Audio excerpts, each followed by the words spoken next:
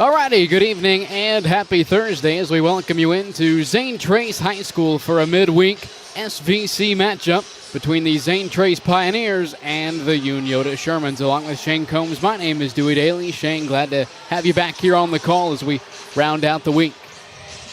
Well, I tell you what an exciting match we have tonight with Zane Trace and Unioto. It's always a situation when really not just these two programs, I would say these two schools get together.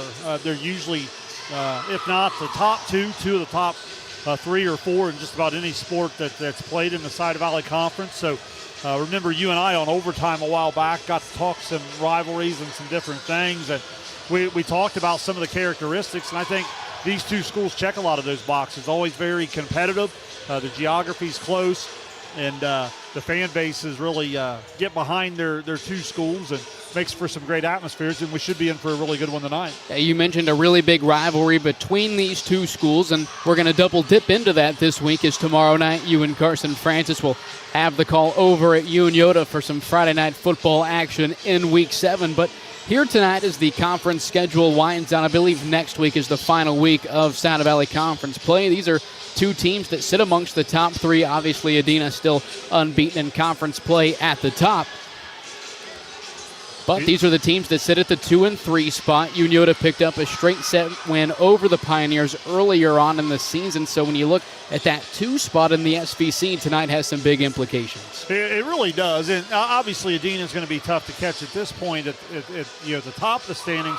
But with Unioto D3, Zane Trace D5, both of these teams are district championship good in their respective divisions. And tonight's match could go a long way with the draw coming up to, I won't say maybe move you a spot in the bracket, but certainly set yourself up better for the route that you're going to take. You know, on the Unioto side, I'm not so sure they're not the best team in theirs right now already.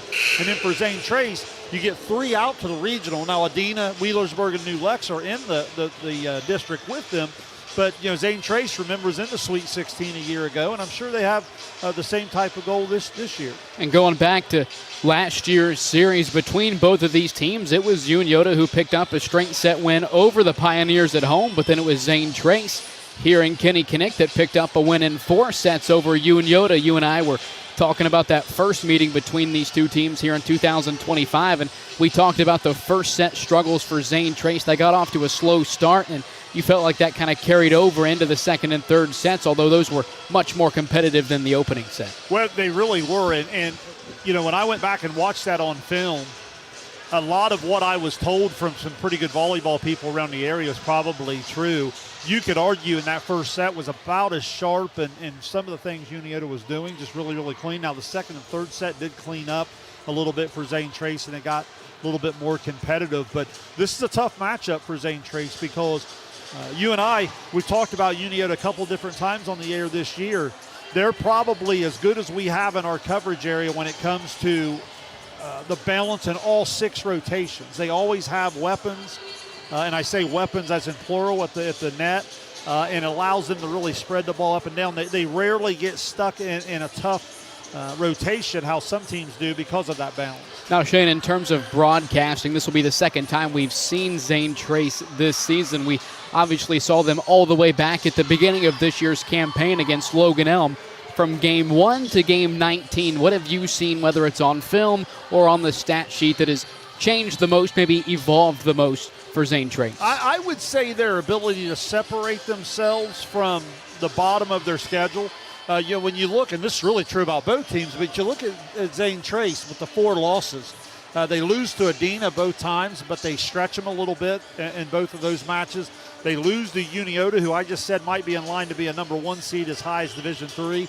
And then we know how good Logan Elm is. So same can be said for Unioto on their side. But for Zane Trace, I think it's the ability to separate themselves from a lot of other teams throughout the SVC and really at the bottom of their schedule.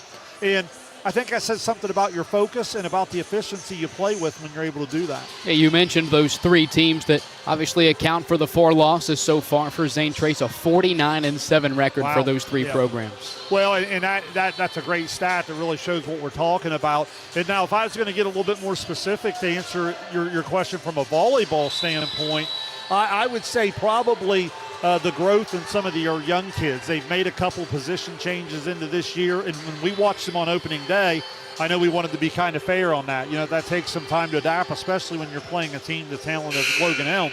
But as they come in now, and Hill is playing all the way around, and she's starting to give them some stuff. They have great size from kids like Houston at the net. They'll mix in some young and some old, but then it's all around the incredible talent of Carly Snavely. She's really, really good. Obviously, Katie Burns is what I would call the best player in the league, but if you were just going to look at all-around talent and the way a player can impact the entire match, she would certainly be on a short list of kids that can do that in this league. Yeah, Snavely, a 6-foot sophomore, leads the Pioneers in kills, assists, and blocks. So, as you like to refer to them, as a stat sheet stuffer, and she's certainly going to do that night in and night out. Well, it's like any sport, it can you impact in a lot of different ways. Sometimes in basketball, if you're a great scorer, that's really, really important. But can you rebound it? Can you defend? Can you create shots for others? Same's true in volleyball. When she goes to the back row, she can still impact the match as a setter. When she comes to the front row, obviously she can swing away and block. And then she's a dangerous server as well. So really, really good player. Yeah, we mentioned at the top of the broadcast, Unioto holds a 1-game lead over Zane Trace in the Saddle Valley Conference standings. 3 conference games to go, including tonight. For both of these teams, the Pioneers seemingly have been playing some of their best volleyball as of late. They've won 7 of their last 8 games. That only loss was their second 4-set loss to Zane Trace, to Adina in Frankfurt. Yeah, and again, a lot of people have asked me about some of the matchups at the top of the SBC, and it's just that, it's matchups. We've talked a lot about how, Adina's obviously really, really good in about 3 or 4 of those rotations. They have a couple rotations you can get at them, and 2 schools like this have a little bit more depth. I think that's why they've been able to push Adina a little bit, if that makes sense. Zane Trace taking Adina 4, that makes sense to me a little bit, because as you'll see tonight, Zane Trace has 3-4 different weapons throughout the 6 rotations that can carry you through a rotation in terms of net play. Certainly Unioto has that, and we've watched that on display a couple times this year with the likes of Detweiler and Dennis opposite of each other. And really, Shane, when you look at the 2 matches against Adina for both of these teams, they both have the same set record. They're both 2-6. Against the Warriors, obviously, Zane Trace took Adina to 4 both times. Unioto went in straight sets on the road, but then took Adina to 5 in a really good match the second time around the league. They really did, and again, in both of those, plenty good enough to go toe-to-toe. If you're going to ask me the next step that I want to see these 2 particular programs take going into the tournament, is that it factor that Adina has, right? The ability to get late in sets and to make plays, not beat yourself, not be afraid of the moment, and really finish come winning time. All righty, Thursday night, Saddle Valley Conference Volleyball, Unioto and Zane Trace coming up next here on Southern Ohio Sports Authority, presented by Ohio. At Chillicothe Comfort Heating and Air, your comfort is our priority year-round. Whether it's blazing hot or freezing cold, we've got your back with fast, reliable service you can trust. Locally owned, honest, and done right the first time. We have financing options available for every budget, as well as 60 months, 0% interest. Call us today and feel the difference that comfort makes.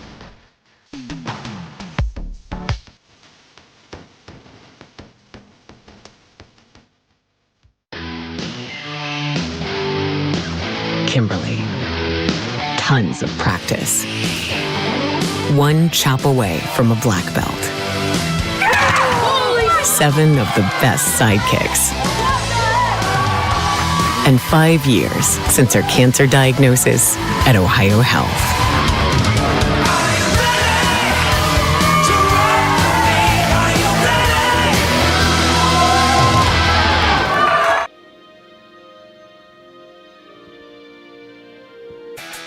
Are you looking for the best deals on quality used trucks and cars? Great news, Chillicothe Truck has what you're looking for. Choose from a wide selection of makes and models. All vehicles undergo a detailed multi-point inspection and extensive reconditioning before hitting the lot. Our friendly team offers a no-pressure sales experience, ensuring you find the perfect vehicle to fit your needs. Plus, you can customize your ride with our extensive range of truck accessories, from bed covers to lift kits. Stop by 173 Rennick Avenue in Chillicothe or call us today at 740-773-8782 to get started right now. Glo Fiber is now in Ohio. And with gig speed fiber internet, we're keeping things real. As in real, reliable speeds. Real people who really want to talk to you. Not to mention, real simple pricing. Switch to Glo Fiber today to get real fast, real reliable fiber internet and your first month free. Glo Fiber is here. Welcome to Glo-Hio. Call 1-833-WANT-GLO or visit glofiber.com to switch today. At North Fork Animal Clinic, we're more than your pet's health care. We're your neighbors. We combine top-quality veterinary care with the availability you can count on, keeping tails wagging and pets thriving.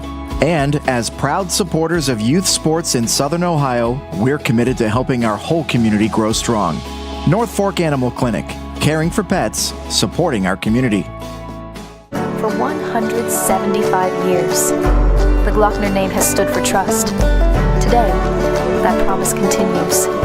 Every time your family turns the key. Generations have trusted us for one reason. We never stopped caring. From preschool drop-offs to road trips, you leave our service center knowing your family is in the safest hands possible. 175 years of social proof that this isn't just service. It's a promise from our family to yours. Experience the hometown Chevrolet difference. Check out our huge selection of Silverado trucks, Equinox SUVs, and the latest Chevy models. Priced to move and ready to hit the road today. Plus, with the Hometown Advantage, you get free oil changes for life and a 10-year, 150,000-mile limited powertrain warranty at no extra cost. That's real value and real peace of mind. Your Hometown Chevrolet is proud to be your trusted local dealer of new and pre-owned inventory, delivering unbeatable deals and top-notch service. Visit us today at 501 West Emmett Avenue in Waverly or start shopping online at yourhometownchevy.com. Mark. 6 months of training. 8 miles to go. A 3-way tie for almost last place. You look good in these shorts, right? And 3 years since he and his team at Ohio Health left cancer in the dust.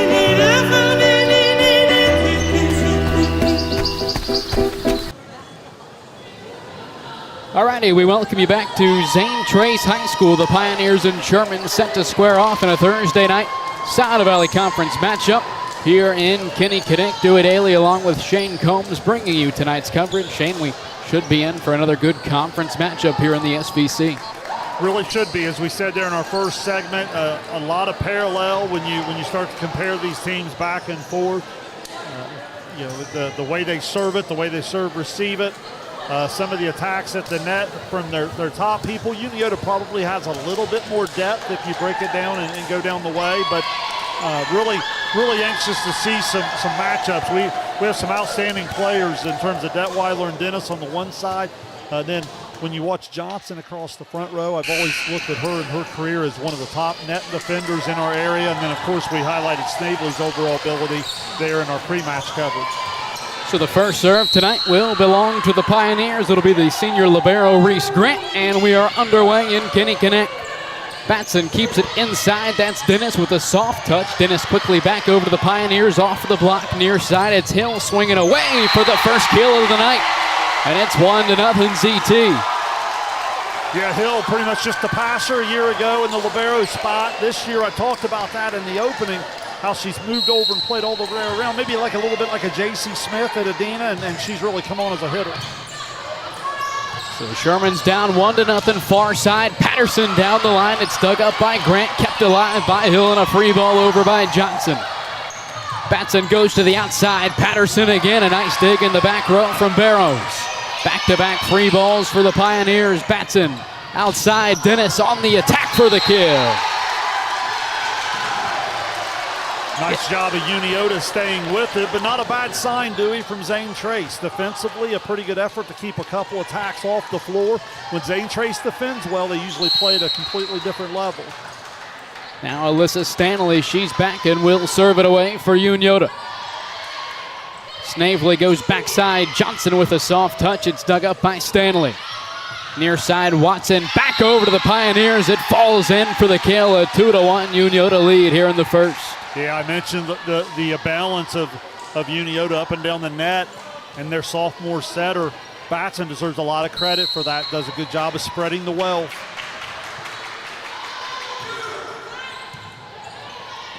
Snavely bumps it outside. That's Hill.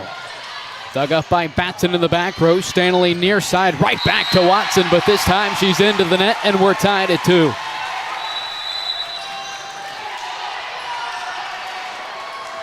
Emma Houston will come in and play the front row. In that spot, Barrows will pass in the back row. And a service here for Kerrigan Hill. And Trace comes in, serving it right around 93 to 94%. Usually a strength in terms of efficiency. Maybe that one coming long's a little adrenaline early on here in the rivalry match.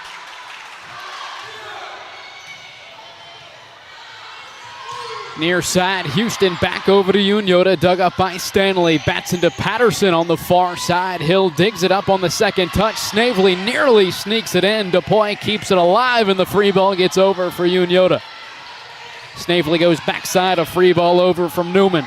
Now inside, Zoe Detweiler gets the kill, a 4-2 lead for the Shermans. Yeah, well called on your part, Dewey. DuPuy with a great defensive play during that rally. Thought Zane Trace had a hole there. DuPuy's diving effort keeps it alive. Detweiler delivers offensively. Snavely keeps it inside. Down the middle, Kaylee Johnson with her first kill of the night. One of those key players in the run to the Sweet 16 a year ago for the Pioneers. She's certainly one of the best players in the conference. Well, there's no question, and she's really improved offensively. Always been good defensively at the net. That type of attack there shows that offensive improvement. Bats it inside, goes back to Detweiler. On the second touch, Snavely tries to sneak it in. DuPuy digs it up. Now Patterson with a roll shot back over to the Pioneers. Grant to the far side. The freshman Newman is into the net. And the lead is back up to 2 for Unioto. Yeah, such a tough angle for the right-hander coming across the body. Puck it into serve and pass, and then White will come into the front row. White will hit for Anderson in the front row. Puckett serves it away, an overpass from the Pioneers, but a double touch near side for Unioto.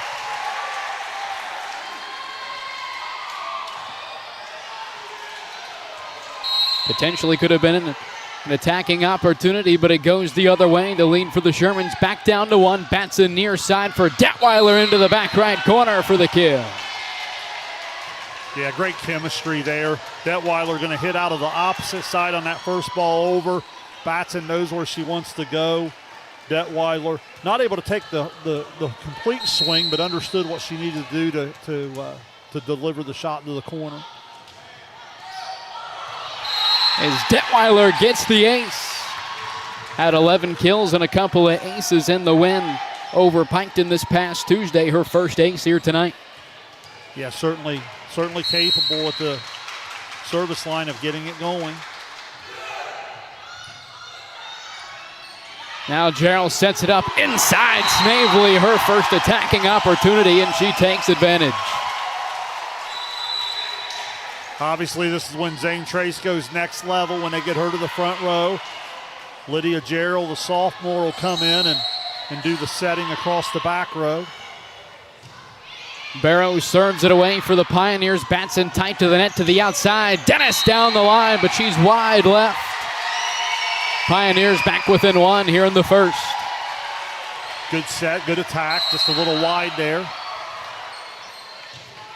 Back and forth opening set so far here in Kinnickinnick. Near side, it's White, she's blocked. White gets it back over to the Pioneers on the free ball. Near side, Hill swinging away. And she'll get the kill. We're tied at 7. Yeah, watching a little bit of film throughout the year, every time I watched Hill play, and then again here in person tonight, getting better and better, gives them another attacker from the outside.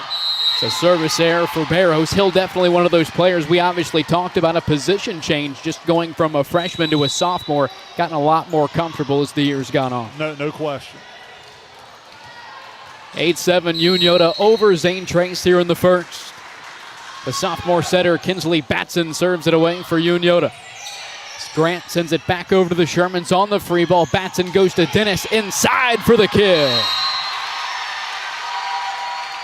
Well, Dewey, the last couple attacks have been a result of Zane Trace not taking advantage of having some matchups in the front row. It all starts with a good serve receive. Got to get something on target here.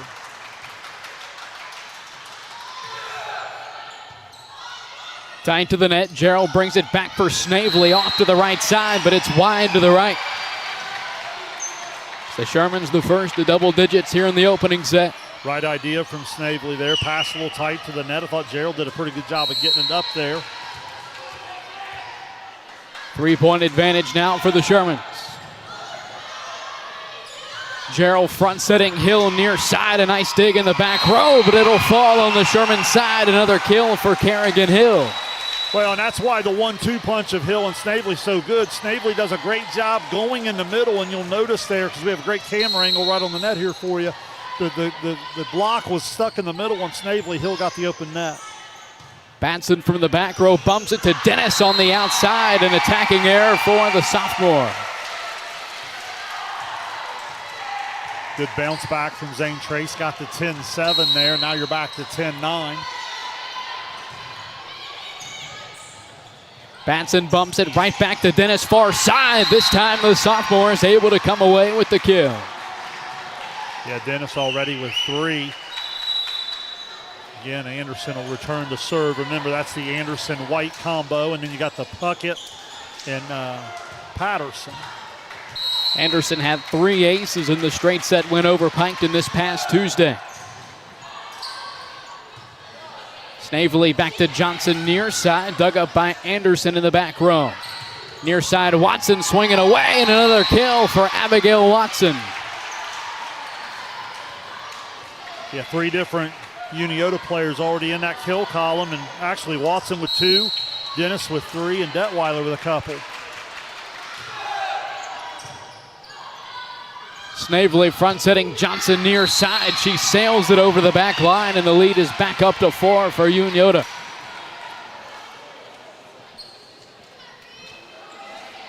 Again, Unioto just comes at you in so many different ways. Zane Trace, the serve receive, will be one of the big keys throughout the evening. Snavely sets it up right back to Johnson near side, and she sends it over the back line again. So back-to-back attacking errors for the Pioneers, and Coach Ashton Ward going to take a timeout here in the first. Yeah, and it's a good timeout because you've ended up doing it to yourself a little bit. I thought they let a couple free ball opportunities going where they couldn't get in rhythm and get Snavely a couple swings when she was up in the front.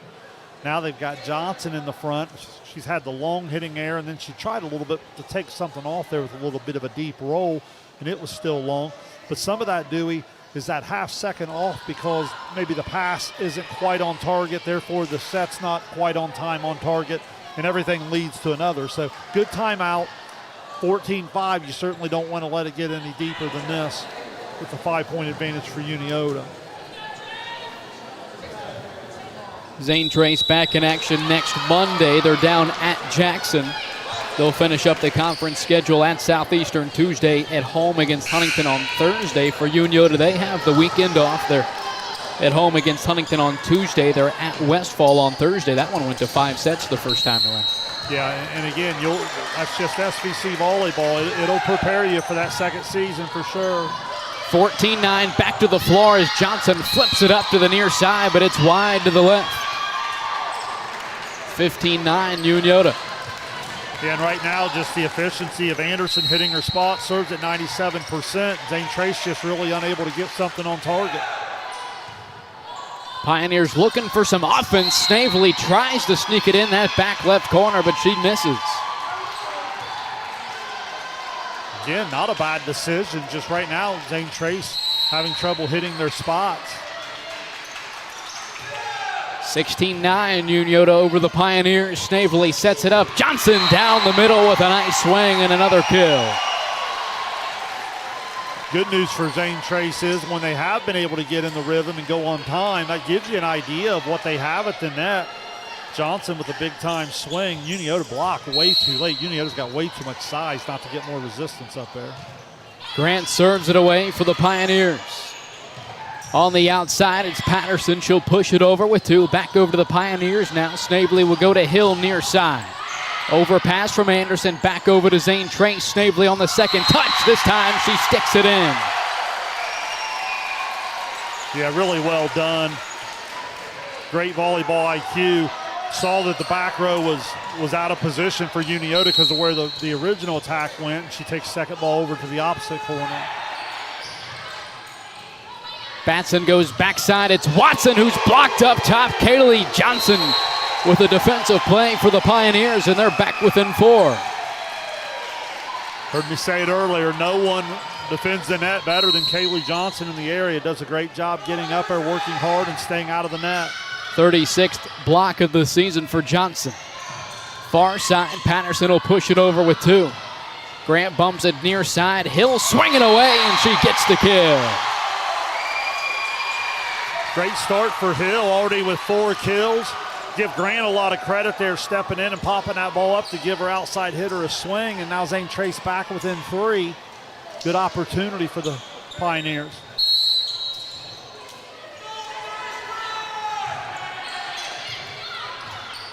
Batson bumps heading to the outside. It's Patterson down the line for the kill.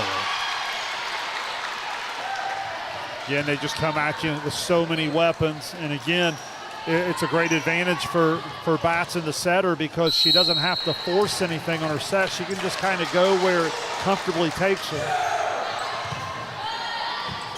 Snavely keeps it inside. Johnson down the middle for another kill.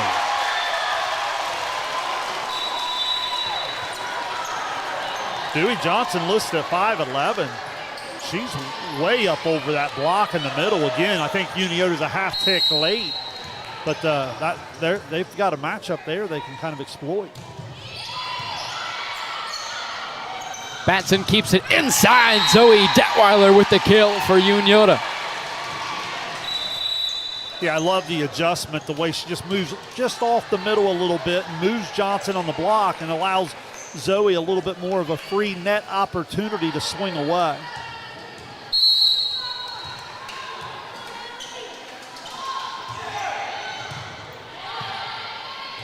Snavely sets it up backside. Grant will send it over on the free ball to the Shermans. Batson on the second touch, nearly sticks it in. Grant keeps it alive near side. Houston is blocked. Back over to the Pioneers now. Hill sends it back over to Unioto on the free ball. Batson goes to the outside. Patterson down the line is blocked. Into the back row. DePoy gets it over on the free ball. Back to the Pioneers now. Johnson a bit out of rhythm. Quickly blocked. Patterson back over now. Johnson sends it back to the Shermans. Detweiler inside. Kept alive by Zane Trace. Free ball over by Hill. Batson to Detweiler down the middle for the kill. One of the longer rallies we've had tonight. The Shermans extend their lead to 5. Timeout, Zane Trace. Yeah, and what a big point. You can kind of feel it in the gym they're doing. I mean, you're at 18-15 if Zane Trace wins that point. Instead, you go to 19-14. So in that rally scoring swing that we always talk about, what a momentum play to go on that long rally and then get the Detweiler. Zane Trace certainly had some opportunities. Give both defenses a lot of credit.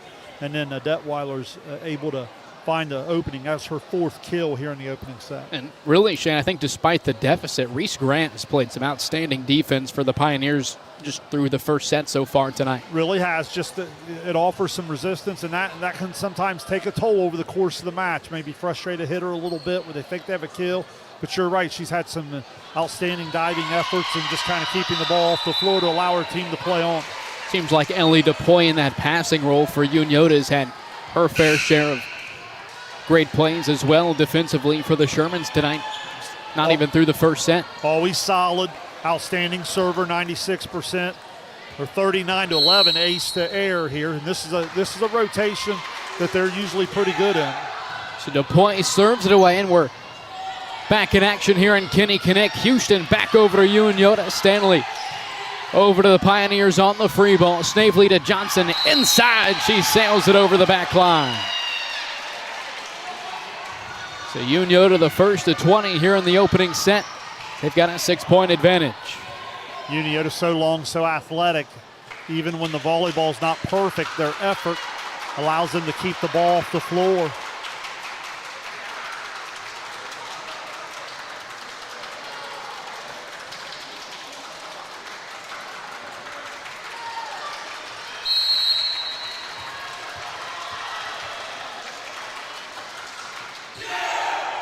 DuPoy sneaks it in the near side. That's her 40th ace of the season. It's 21-14 Unioto. Yeah, what I love about her game, it's 40 aces with only the 11 airs. It's 96%, so the efficiency's there as well.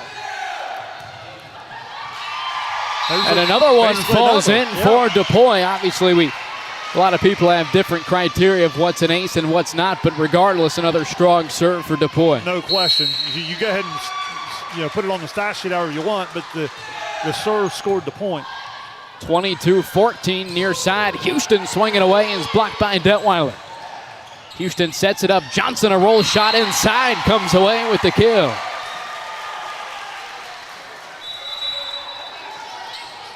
So now Gerald will return to serve, and remember that means she'll set across the back row, and when she does that, that means Snavely is returned to the front row.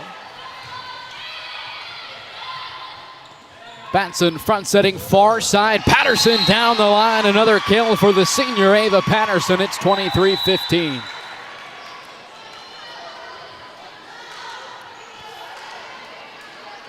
Back comes Puckett into the back row, and she'll serve. Remember, she was really, really good in that Adina, particularly later in that match when they pushed Adina to 5.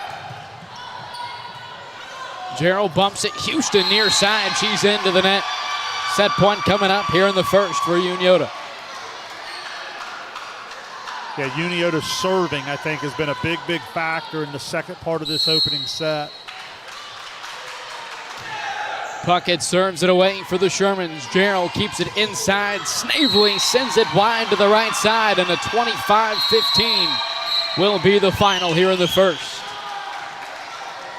The Unioto Shermans take the opener here in Kinnickinnick. We'll take a break. You're watching Ohio High School Volleyball on Southern Ohio Sports Authority, presented by Ohio. Richard. Countless nights in the garage. 8 shiny new pistons. 1 very happy 16-year-old granddaughter. And 2 years since starting cancer treatment at Ohio Health.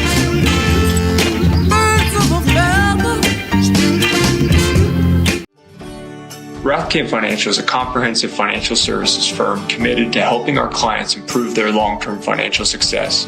Our customized programs seek to grow, protect, and conserve our clients' wealth by delivering personalized service and expertise. Securities and advisory services offered through LPL Financial, a registered investment advisor, member, FINRA SIPC. Please call us at 740-775-1040 to schedule a consultation. We welcome you back to Zane Trace High School. Shane Combs and Dewey Daly bringing you tonight's coverage of Sound Valley Conference Volleyball. The Shermans taking set 1 here tonight over the Pioneers, a 25-15 final, Shane. And from what we saw on the floor and really what you saw in that first matchup, it seems like both of the first sets and both matches very similar to each other. Yeah, really, that's a great way to put it. Tonight, the difference has been the Unioto serving. On the stat sheet, you have 3 aces, 2 for DuPoy, 1 for Detweiler, but there's been about 5 other serves, either where the serve caused a real problem or maybe a poor serve receive on the Zane Trace side that it's costing them legitimate attacking opportunities. Well, then, once you put it in play, Unioto's coming right back at you, and they're going to come at you with great balance. Detweiler with 4 kills, Dennis with 3 kills, Patterson with 2, Watson with 2. So as always, Batson spreading the ball around, and it's just been too much for Zane Trace in that first set. So 25-15, the final in set 1 here tonight. It was 25-13. The Shermans took the opening set. I believe that was back on September 9th was their last meeting. But the next 2 sets, 25-21 both times. So a couple of very competitive sets for the back half of that match. Well, and you'd expect that again here tonight. SVC volleyball, we always talk about the great parity and the great competition. So Stanley serves it away. We're back in action here in Kinnickinnick. Hill is blocked. It's back over to the Pioneers. Near side, Hill, another opportunity. It's dug up by Patterson. Batson back setting. Watson is blocked up top by Johnson. Jousting match, it falls to the Pioneers side. Now Detweiler swinging away. Nice play from Newman to keep it off the floor as Zane Trace sends it over on the free ball. Detweiler will do the same for Unioto. Overpass from the Pioneers back over to the Shermans. Now the Pioneers with Grant near side. Another overpass for the Pioneers, and it's back to Zane Trace's side. Free ball over to the Shermans from Hill. Batson goes inside. Detweiler is blocked by Johnson. Now Watson near side, tips it off the tape, and it falls over to Unioto's side. Well, that rally right there is a great illustration of what we're talking about with Johnson at the net. She just worked so hard. She had her hands probably involved in 4 or 5 plays at the net there, and even though that might statistically not go down as a block, again, the block's the reason they scored. Batson goes to the outside for Patterson. She's into the net, and it's a 2-0 second set lead for Zane Trace. Again, the block is up there, and Zane Trace can certainly present some size when you get the likes of Johnson and Houston and Snavely and some of these kids in the front row. Batson to Detweiler down the middle. It's dug up in the back row by Snavely. Near side, a roll shot from Houston. Anderson with the dig for the Shermans. Near side, Watson swinging away. Pioneers keep it alive. Snavely to Houston. Near side, overpass from Stanley, but it catches the divider at the top of the rafters. Now back over to Zane Trace. Johnson down the middle. Sherman's now on the attack with Watson. Near side, she sends it into the net. And it's 3-0 Unioto. Much better pace from Zane Trace. They're transitioning off the net from defense to offense. Much better here in the early going. And again, I would credit some of their net play defensively. And that one will fall in for the ace. Kerrigan Hill makes it a 4-0 second set for the Pioneers. It's her 26th ace of the season. Yeah, comes in serving around 92%. Again, really, really good all-around young player. This one catches the top of the tape. Batson goes to Patterson on the outside. She's able to get the kill. Yeah, Patterson, the senior, gets a couple kills a set and just really, really adds to the depth of Unioto.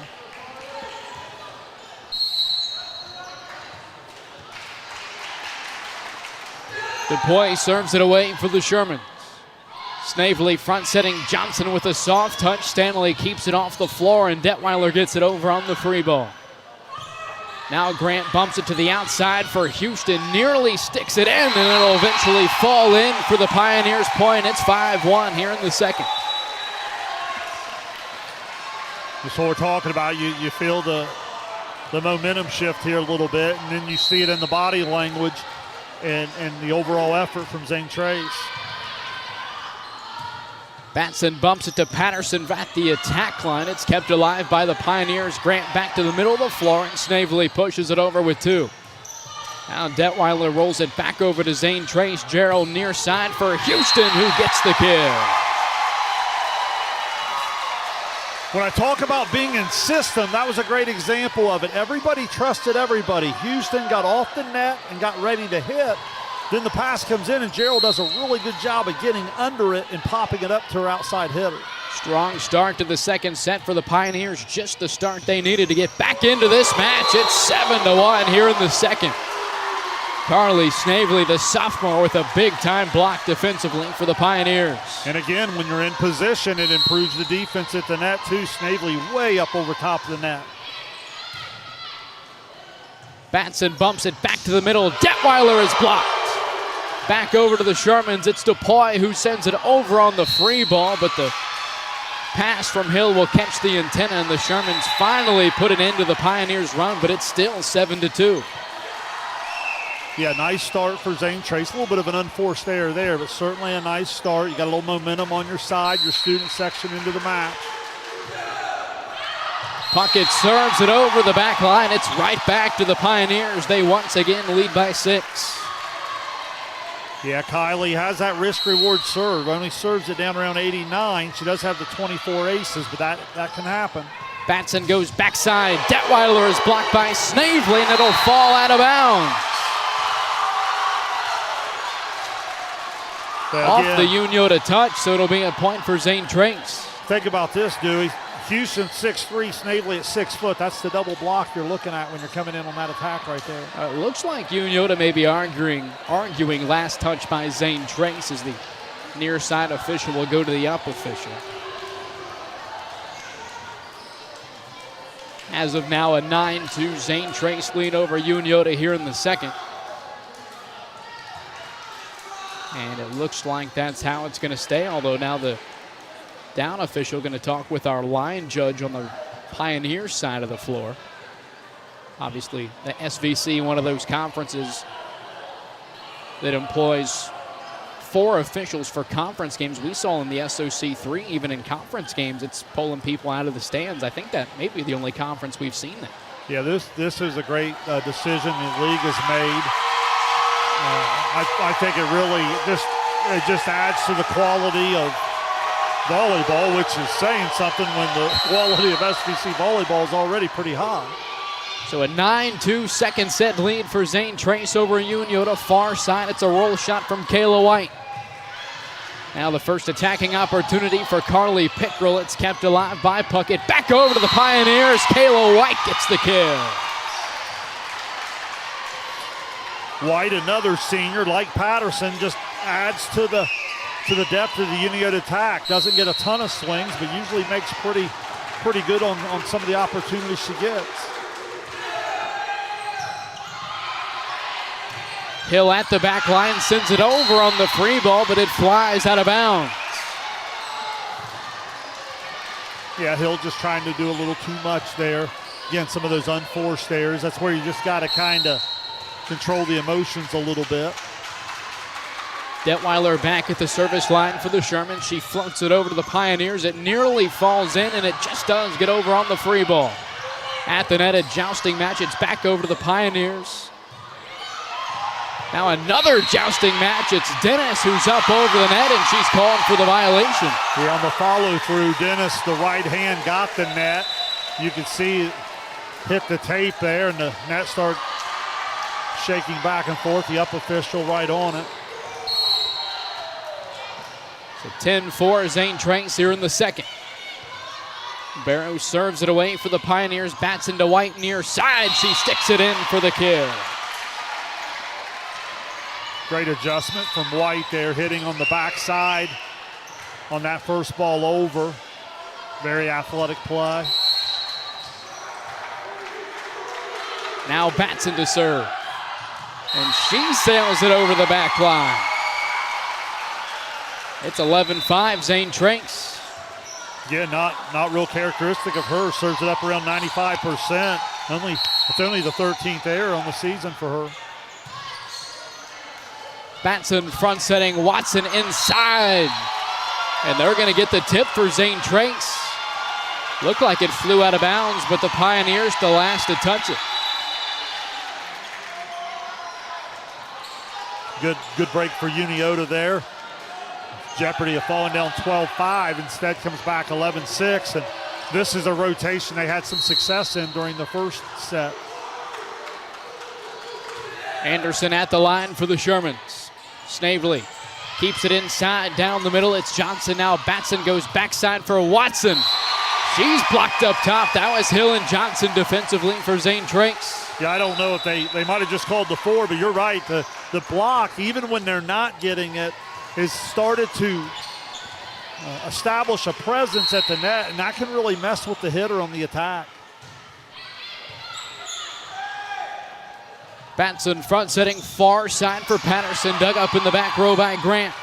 Now near side, Hill gets it over on the free ball, but it looks like it was outside the antenna.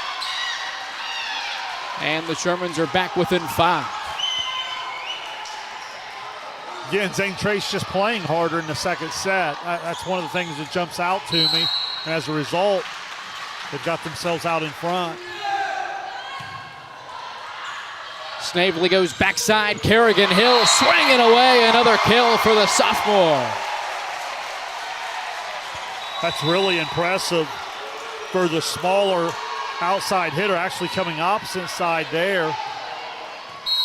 Completely different player than what we saw at the beginning of the season. Completely different. Batson front setting, Detweiler inside, able to tool the block of Johnson for the kill.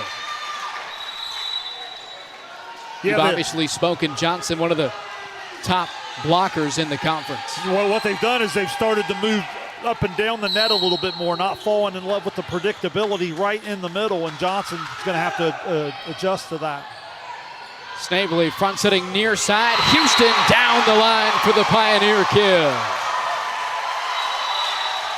That 5 to 6 point margin is more or less where it stayed for the last handful of points. Unioto doing just enough to stay in it as they take their first time out of the set, but Zane Trace really maintaining that margin over the Shermans here in the second set. Well, when Zane Trace starts to get a little of that depth that we usually talk about with Unioto, they too go to a different level. We know with Johnson and Snavely what you're going to get. When you start to really get Hill to come on, you get a little bit out of Houston. Now all of a sudden, the Unioto block a little bit more off balance, and you'll notice there Houston got the wide open net at 6-3. When she gets that type of swing, big advantage for Zane Trace. And as we mentioned at the top of the broadcast, tonight is just the appetizer for this rivalry that's going to take place here at the end of the week. You and Carson Francis will have the call on the gridiron tomorrow night. Some Week 7 action between Unioto and Zane Trace, I believe. The last two unbeaten teams in conference play, if I'm not mistaken, at this point now. That should be through 2 weeks. Yes, that should be correct. I believe now both Piketon and Huntington have both lost. Westfall has lost as well. Yes. Obviously, Southeastern and Adena have both suffered losses in the conference schedule. It's 6-0 against 5-1. Zane Trace with just that lone loss at home against Amanda. Yeah, two really good teams. Again, should be a really good one. Detweiler, a soft touch. Now Snavely to the back line. It's wide. The lead is back down to 5 for the Pioneers. You know, Dewey, Snavely's got a real good feel for the game. Tonight, she's been able to see a couple things that are open, and they're not bad volleyball reads. Just a little bit off in terms of the execution. So Puckett serves it over. Gerald sets it up for Snavely. A soft touch. She sneaks it in for the kill. Athletic finish from Snavely, but man, give Gerald a lot of credit there. You know, a shorter setter at 5'2". She goes up there, stays out of the net, and gets that ball up there for Snavely to make a play on it. Well done. Batson sets it up down the middle. It's Detweiler kept alive by Pickrell. Pickrell then sends it over on the free ball. Back to the Shermans. Batson to Detweiler inside for the kill. Love how quick they went there. The Zane Trace block, one of the few times it's been late, and that's a result of how quick Batson and Detweiler were able to go in the middle. After the kill, Detweiler will serve it away for the Shermans. Gerald bumps it inside. It's Snavely with a roll shot, and it falls in for the kill. Right back to a 6-point lead for the Pioneers. Well, Snavely's been far more involved in more things here in this second set. As a result, Zane Trace up 6. Now the junior Alexis Barrow, she has 15 aces on the season. Bump set from Batson, far side. Dennis running in, able to get the kill. Haven't seen a lot of Charlotte Dennis here in the second set. Her first good opportunity here in this set, and she definitely made it count. Yeah, I love when she comes out of that outside. So difficult at that angle to handle, especially at 6'1". Now again, Gerald, not a lot of room. Sets it up to the far side. A free ball over for Zane Trace. Now Dennis inside, a soft touch. Gerald to Hill, near side, another kill for Kerrigan Hill.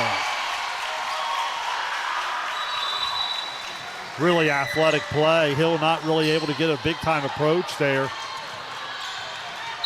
Able to kind of cut it back across the body and find a hole. Batson front setting, Dennis streaking in. She's blocked by Johnson. Now on the outside, the freshman Grums is blocked. Actually, they're going to get her for the 4 touches. But again, the defense of Kaylee Johnson, even Pickrell on the outside. No question. They get the block and play the first time. Then the second time, because we have a missed serve there, the second time the hitting error, I think it's fair to say, has just as much to do with the block at the net. Something we talked a lot about with Gallia Academy when we were down there for the match with Wheelersburg. Even if you don't get the block, just the presence of being there can sometimes force a hitting error. There's no question about that. Snavely near side, Johnson rolling in. Back over to the Shermans as Stanley back sets. Looked like that was Patterson. She just bumped it over on the free ball, but there was nobody home for Zane Trace. Yeah, that's very frustrating. You could sense the frustration from the Zane Trace coaching staff. That simply can't happen. Snavely front setting Johnson near side. It's dug up by Anderson in the back row. Now far side Patterson again, but this time she sails it over the back line. Yeah, forced to attack a little bit off the 10-foot line. Not nearly as comfortable in that type of attack.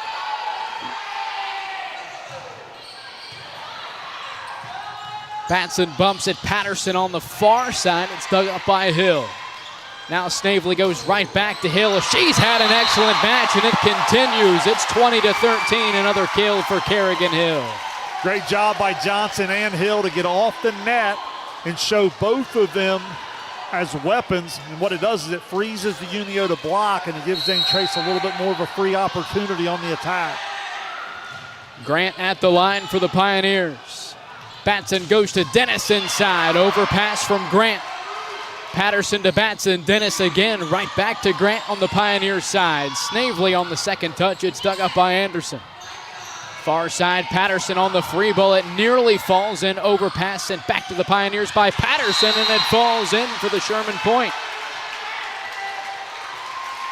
So Patterson with a couple of swings, or bumps really, that aren't meant to fall for points, but they just happen to do so. Well, Zane Trace's back row has got to react quicker. With the big block of Zane Trace, they got to be more aware of the tip.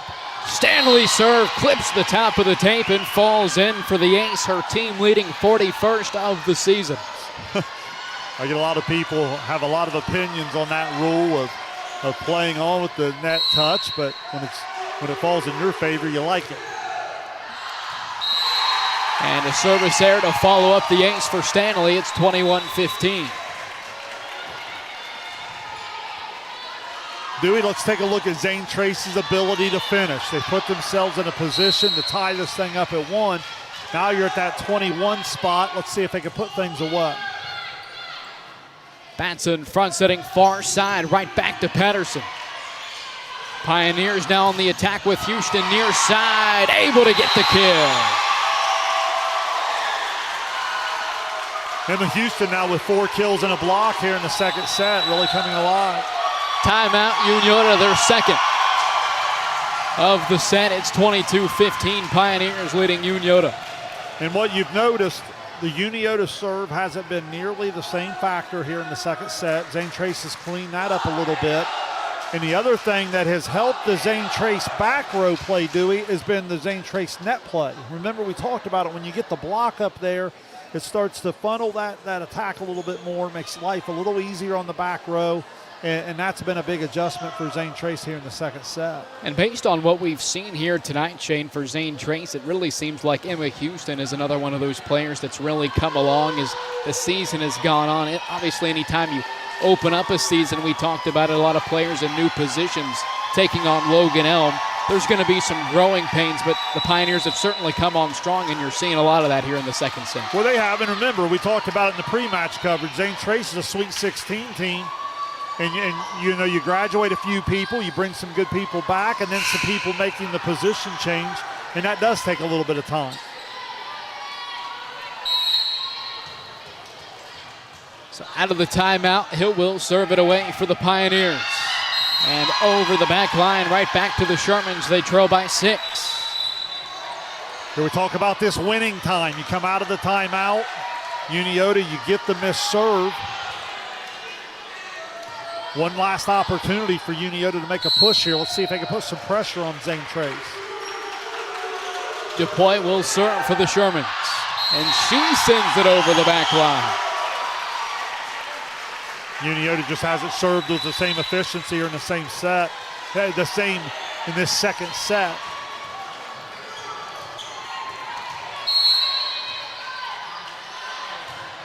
Sophomore center Lydia Gerald serves it away. Batson goes to Detweiler, a bit out of rhythm, but she's able to sneak it in for the kill. Had to reach back to the back shoulder a little bit, but was able to get it up over the tape and off of the block from Houston to fall in for the point.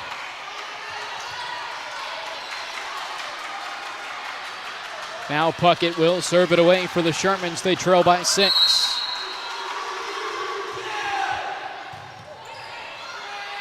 Gerald front setting, Snavely inside. What a kill for the sophomore. Outstanding serve receive. Again, you get on target when Snavely's in the front row. And few can put it away the way she does at the net. Set point for the Pioneers here in the second. Batson keeps it near side for Detweiler. Now Gerald to Houston, near side. She sends it into the net. The Shermans will survive for at least one more point.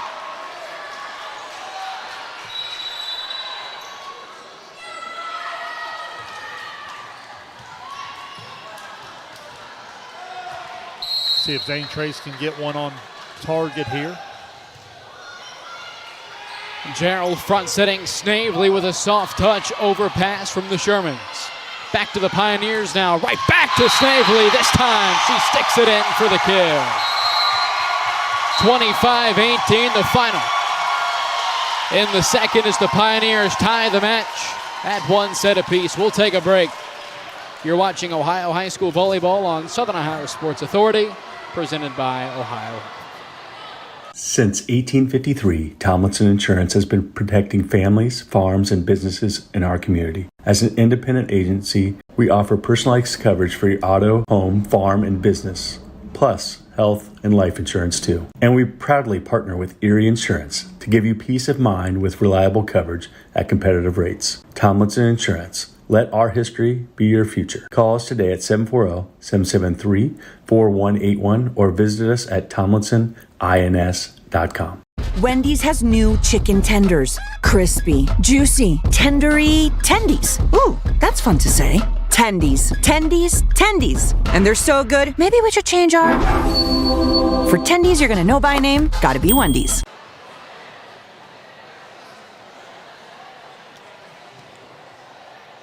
We welcome you back to Zane Trace High School. The Pioneers taking the second set in tonight's Sound Valley Conference matchup against Unioto. They tied the match at 1. It's after they fell in the first, a 25-15 final in favor of the Shermans. They answer back with a 25-18 final in the second set. Offensively, the Pioneers really came alive, and that's ultimately what catapulted them to that win. No question. We talked about the balance of Unioto early on. How about the balance of Zane Trace there? Carly Snavely gets going with 4 kills. Hill had 3 more there in that set. She has 7 on the night. Houston had 4 in there. And then the defense of Johnson at the net. The best analogy I can use would be, think of a shot blocker in basketball. They not only get the number of block shots, but then think about how many they change, right? So if you have that person in the paint, let's say they block 2 or 3 shots a night, well, you know as well as I do, playing basketball over the years, that you feel them around the rim, and it kind of can make you a little timid in your finish. Well, it's the same thing in volleyball. Johnson and company has started to make themselves more present at the net on every Unioto attack. So not only the blocks in play are a factor, but now a lot of these hitting errors, you can't tell me, aren't a result of feeling the Zane Trace size a little bit as well. And that overall effort from Zane Trace was a big, big difference in that second set. Yeah, I mean, we've talked about the height up front for the Pioneers, a 6-foot sophomore in Carly Snavely. You have, obviously, Emma Houston, who on the book is a 6'3" senior, and then you have Kaylee Johnson listed at 5'11", but she certainly plays a bit taller than that at the net. Another great basketball analogy, like a rebounder that just plays a lot better. She's relentless at the net. I've said for a couple of years, I just love watching her defend at the net because she never takes a play off. If you're just now tuning in, it was Unioto 25-15 final in the first. Zane Trace answered back just a few moments ago with a 25-18 second set win. We'll head into the third, a tied up match, 1 set apiece. It'll begin with the Pioneers. Reese Grant gets us going here in the third, and it'll be an ace to begin the set for the Pioneers.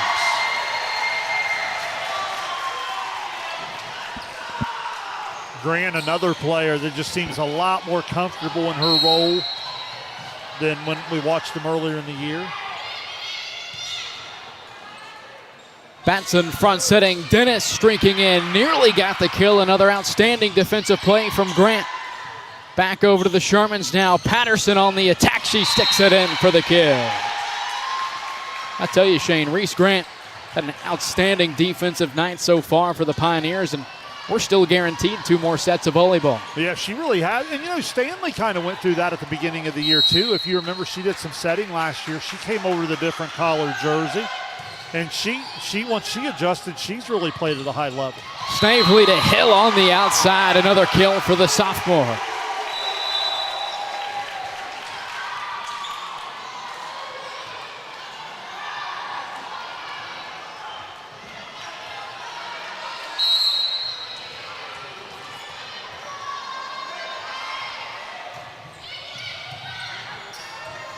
Batson bumps it to Patterson on the outside. She rolls it into the back row. A dig for Hill. Near side. Houston on the attack gets the kill.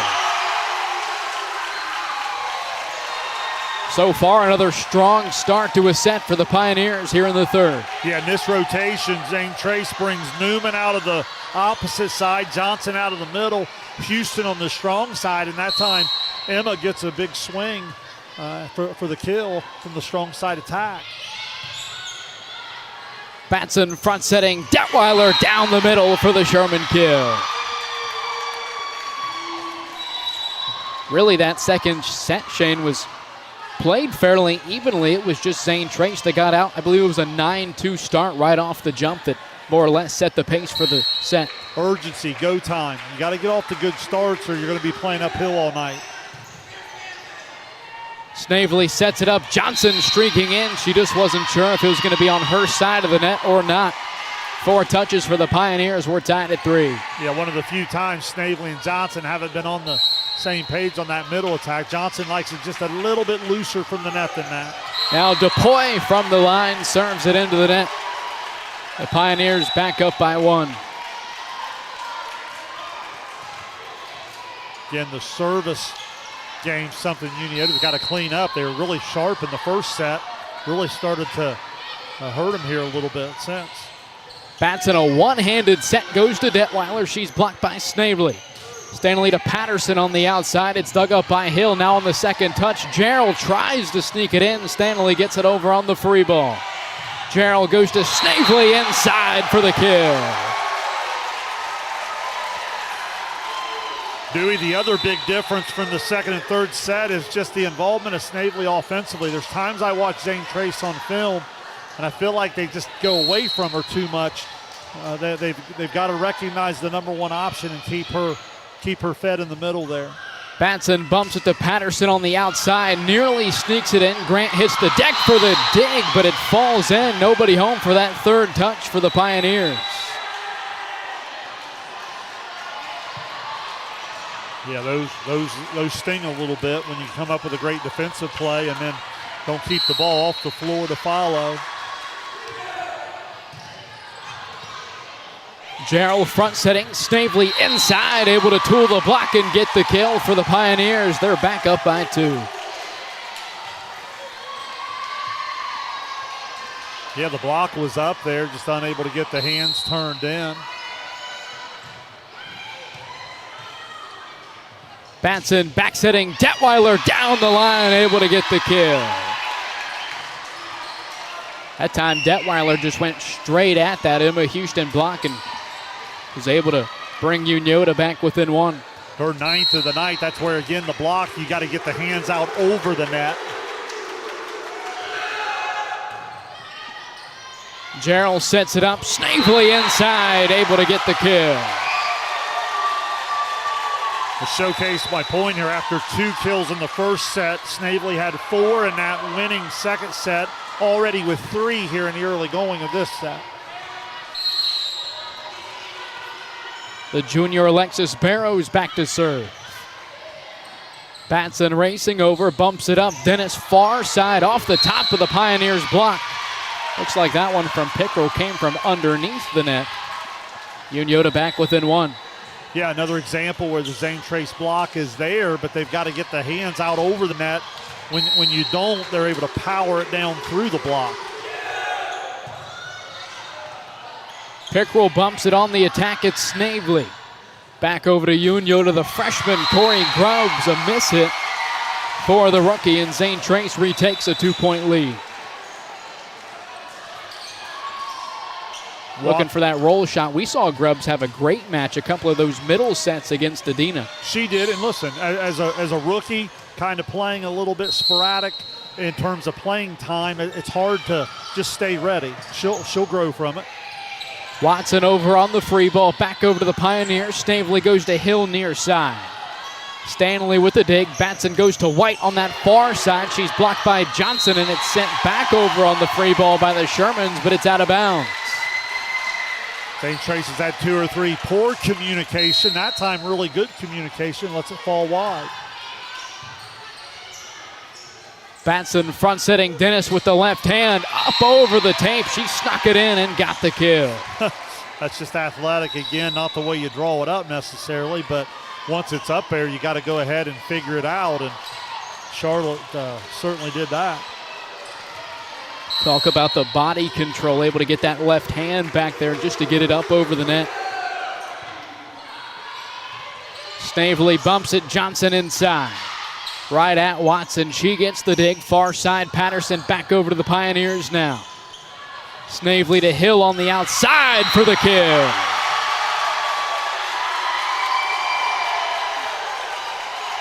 Continues to impress again. It's kind of been the theme of the night with Hill, just from early in the season to now, just a completely different player. I love the confidence that she's playing with. Batson goes backside. Watson pushes it over with 2. Barrows is there for the dig. Now Hill tight to the net, unable to get it up. Over on that third touch, we obviously saw one of the few 4 touches that you see get played through, and as a coach, that's probably why you encourage your players play through the whistle no matter what. Don't let it fall on your side. Yeah, and don't quit on a body language why you almost tell on yourself.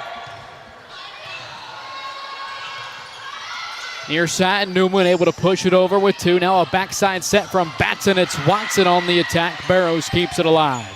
Hill is blocked up top. That was Detweiler and Watson defensively for Unioto. Yeah, it's a big-time block at about 5'10". From Watson, about 5'8" or 5'9" from Detweiler.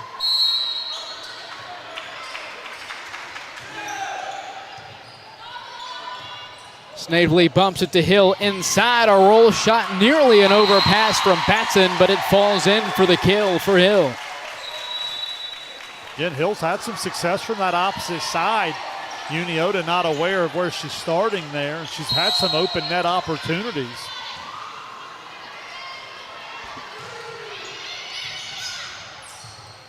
Batson bumps it to Patterson, far side, dug up by Hill in the back row.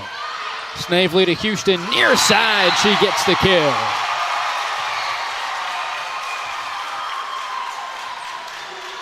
Zane Trace's size starting to really impact the match, and Dewey, slowly but surely, Unioto's serve receive letting them down a little bit. They got Batson running all over the place.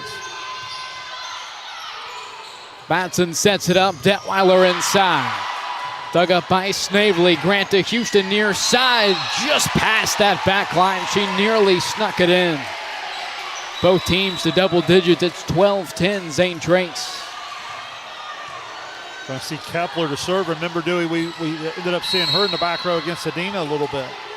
Unioto play a lot of kids. Snavely front setting to Houston on the outside. Detweiler, another block defensively for the Shermans. It falls on the Pioneer side. It's 12-11. Yeah, great defensive effort from Detweiler there.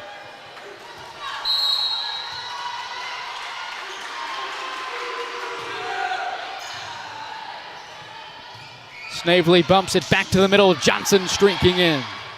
Anderson with the dig, and Stanley over on the free ball.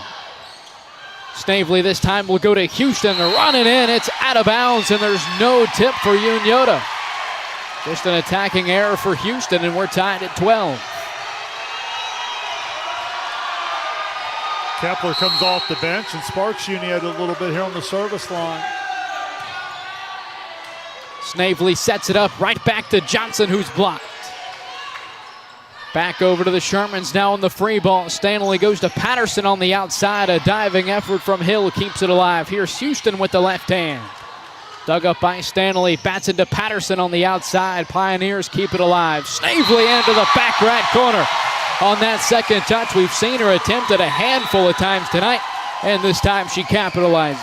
Great defensive sequence from Hill, and then Snavely again. I talked about the volleyball IQ off the charts, and again at her size at 6 foot, she contacts that ball so high, Dewey, that she's still pushing that ball on the line drive a little bit more compared to the normal setter. Batson goes to Detweiler, a bit out of rhythm, but she's going to come away with the kill. Saw that with Dennis earlier on, just the body control to reach back over the back shoulder and just get it up over the tape, and she ties it at 13. And Dewey with the big block of Zane Trace, I'd really like to see their back row cheat up and take that tip away a little bit. Gerald front setting, Snavely racing in. Now Batson to White on the outside. Pioneers now on the attack. Gerald at Snavely inside. It's dug up by Kepler. Batson to White, far side off the top of the Pioneers. Block dug up by Hill on that second touch. Gerald tries to sneak it in. Stanley gets it over to Detweiler. Now over on the free ball. Back to the Pioneers now with Snavely inside for the kill. 5 kills for Snavely here in the third set. We're only halfway through. She comes at some unique angles, and at her size, it just makes it near impossible for the block to set an angle. 14-13, Pioneers leading here in the third. The freshman Peyton Newman sends it into the net.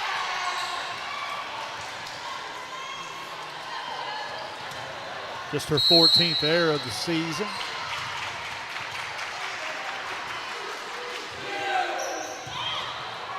And Zoe Detweiler with another ace. Her second tonight. Unioto, I believe, takes their first lead since the first set.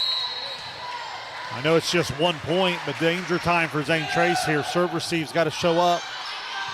Grant bumps it to the outside for Carly Pickrell, who sends it over the back line. A 2-point advantage now for the Shermans. Yeah, and this is what I'm talking about here. When you don't serve receive it, not just the ace, but you end up on no attack, leads to some errors. Gerald inside, sets it up. Snavely, what a swing from the sophomore to bring the Pioneers back within one. Great job by Grant on the serve receive. That's what we're talking about when Snavely's in the front row. If you pass it and set it on target and that young lady gets a swing, something probably good for Zane Trace is about to happen. Height, the length, the athleticism almost makes it unblockable. Batson back setting for White near side, down the line. She stuck it in for the kill. Just in front of that back line. It's 17-15 Unioto. Yeah, tough shot, got it in there. And again, I don't mind that for Zane Trace as much, because more times than not, they're going to get a big block up there. And so far, they've been getting beat on the tip way too much. Gerald goes backside, down the middle once again. It's Carly Snavely, another kill.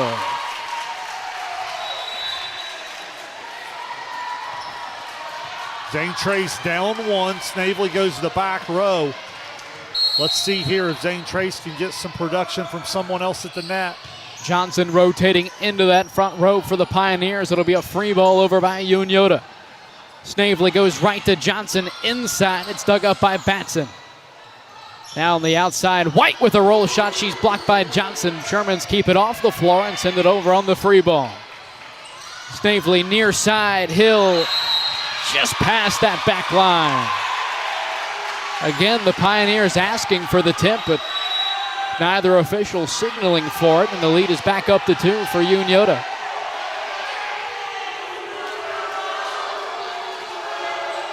Anderson returns the serve in the back row, and then you'll have Patterson back to the front row. She'll hit out of the strong side.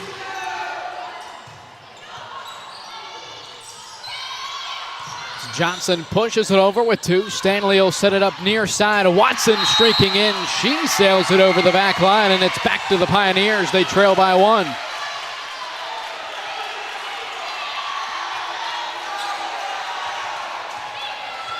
Now Grant in the serve. You have Anderson, Stanley, and Patterson in serve receive. Batson sets it up inside. Charlotte Dennis, another kill. Dennis with 7 on the night now, 3 here in the third set. And again, Unioto in a position to maybe get control of this pivotal third set with us being tied 1-1 in the match. 19-17, Shermans here in the third. Snavely racing over. Bumps it to the outside. It clips the top of the tape. There was no touch for Unioto. It flies out of bounds. And it's 20-17 Unioto. We're going to have a timeout for the Pioneers. Shane, often you talk about danger time. Where would you put that threshold for the Pioneers here in the third, or are we already in there? Well, I feel like we're there at that winning time. Remember, we talked about could these teams finish, and Unioto did a good job in the first set. I thought Zane Trace did a good job in the second set. What happens is what separates the good, the great volleyball teams is you start to get up into the high teens. Which team can kind of just push forward and get control of the pressure time? You've watched it here. This has been back and forth from the time we were at about 10 through about 16 or 17. It was 1 or 2 point advantage. Now Unioto pushes out to the 3-point advantage. I like the timeout from Zane Trace, but if you're Unioto, you got to apply the pressure. When you've been at your best tonight, it's been with tough serving, putting a lot of pressure on the Zane Trace serve receive, and that's something they've got to get back to. I thought their serving efficiency left them there in the second set a little bit.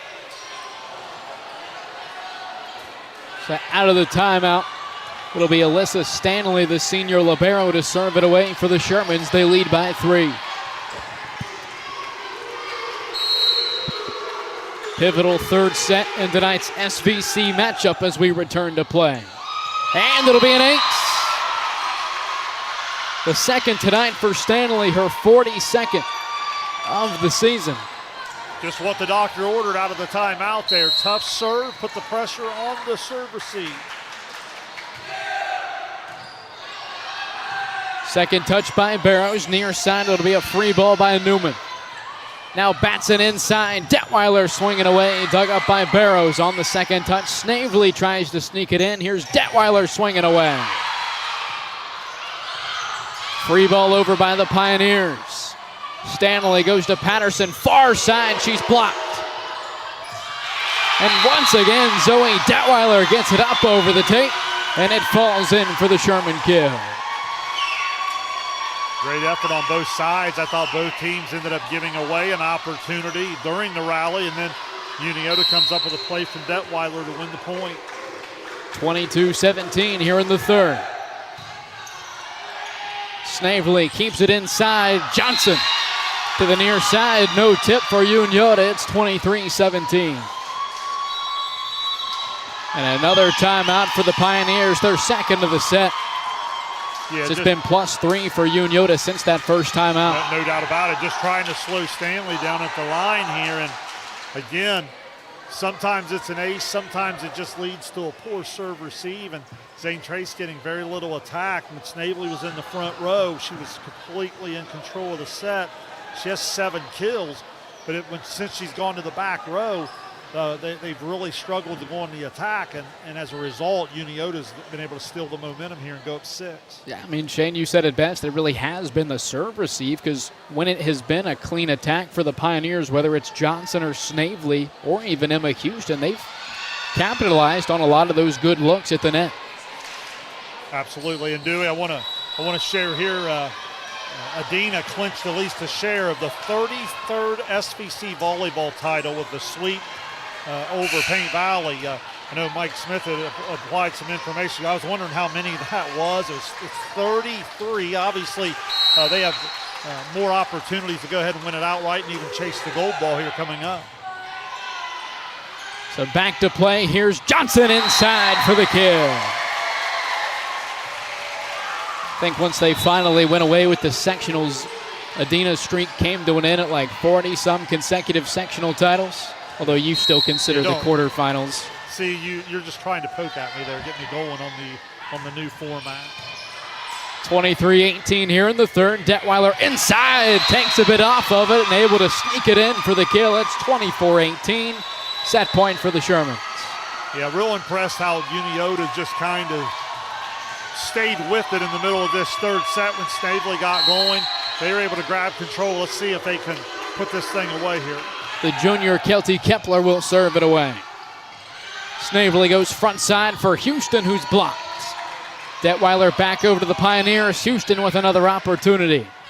Detweiler inside, a nice swing, but it's dug up by Snavely. Grant to Houston near side. She rolls it back over to the Shermans. Bats it on the second touch, nearly sneaks it in. And it's hit up under the net by Houston. A 25-18 final here in the third. Unioto takes a 2-1 match. Fourth set coming up here in Kinnikinnick. When we return, you're watching Ohio High School Volleyball on Southern Ohio Sports Authority, presented by Ohio.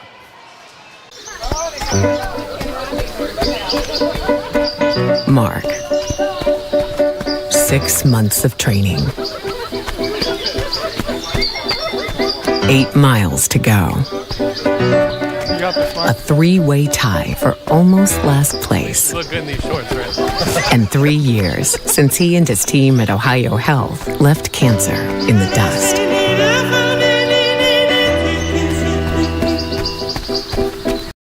This broadcast is brought to you in part by Willie & Son Trucking. Willie & Son Trucking has been a proud supporter of local student athletes, coaches, and athletic programs throughout its history. Be sure to look out for the Shack Athlete of the Week presented by Willie & Son Trucking each week at sosaohio.com.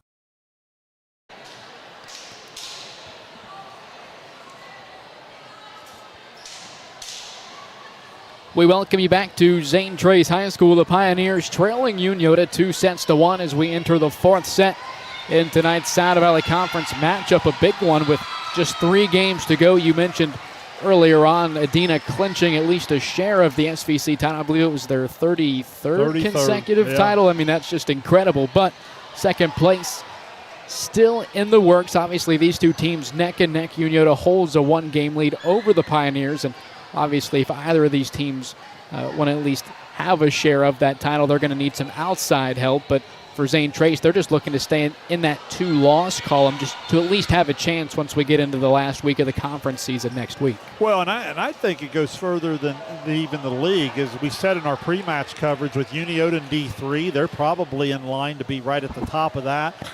If you're Zane Trace, there might not be a more dangerous team in that D5. We know how good Adina, Wheelersburg, New Lex will be, but Zane Trace presents quite a challenge. If they could pick up a win like this tonight, that would go a long way in helping their position on the bracket as well. Keep in mind, you get 3 teams to the regional there in that D5. So Unioto in control of the match here, up 2-1. Let's see if Zane Trace come back on the home floor here and force a 5th set. I think even in years that there's not a whole lot at stake as there is this season. These are still 2 teams that would love to have a win over one another. No, you soon beat one another. Yeah, no doubt about it. We talked about it in the rivalry matchup. It really is a great rivalry. The schools are so close to each other, fairly similar in size. Unioto certainly bigger, but always 2 of the top teams in every sport in our conference. The fourth set begins with Unioto. Alyssa Stanley, another ace. Just inside of that back line. Zane Trace not having any of it. But the Shermans will take a 1-0 lead to begin the fourth. Yeah, going back to the first set and again in the third set, when Unioto served it tough, that seems to be the thing that helps them go. There's another one. Back-to-back aces for Stanley. I believe that's her 4th of the night. Well, you talk about getting off to the great start. There's got to be a real sense of urgency here for Zane Trace to get this ball passed on target. So a couple of aces for Stanley, making 3 in a row for the senior libero. And it's 3-0 Unioto here in the fourth. Talked about the struggles in the serve receive for Zane Trace in the back half of the previous set. As of now, those have carried over into the fourth. Now this one tight to the net. A great play by Snavely just to get it up over the tape. Here's Patterson far side on the attack. It's dug up by Grant. Barrows to Hill near side. She rolls it back over to Unioto. Stanley goes right back to Patterson. Now Zane Trace on the attack as Grant goes to Hill near side. She sends it into the net. And it's 4-0 Unioto. Well, not only 4-0, you're going to keep Stanley back on the service line, and if you're Zane Trace, you don't get yourself stop the bleeding here, you're going to be a problem. And another ace, the fourth here in the fourth set for Alyssa Stanley. It's 5-0 Unioto.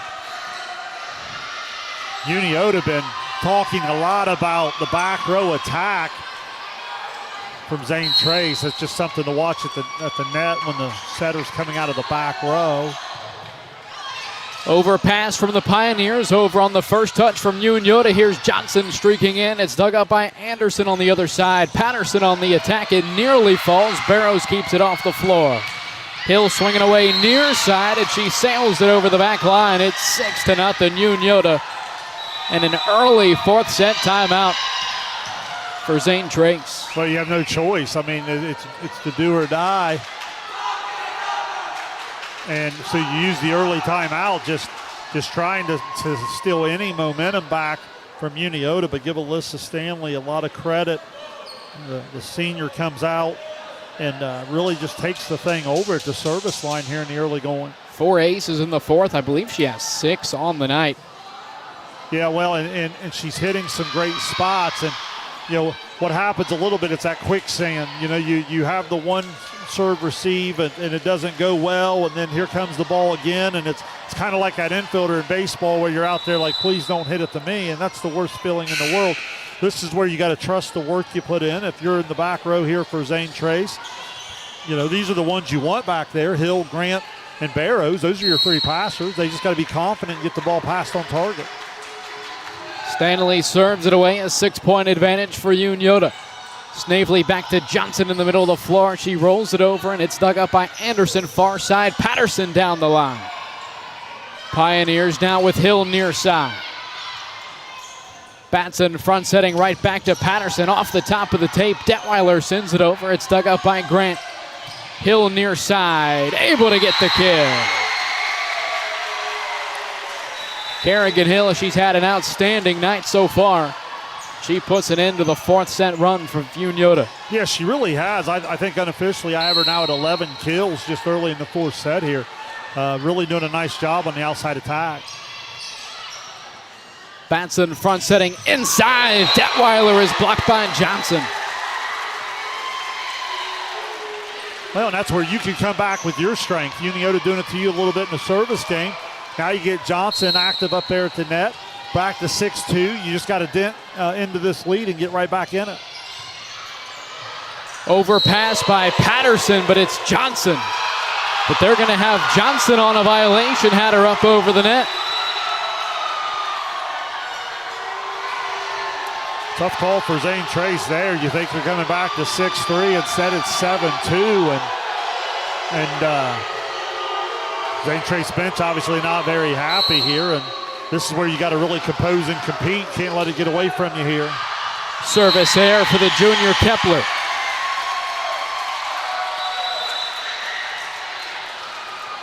So now you'll get Snavely to the front row as Gerald comes in.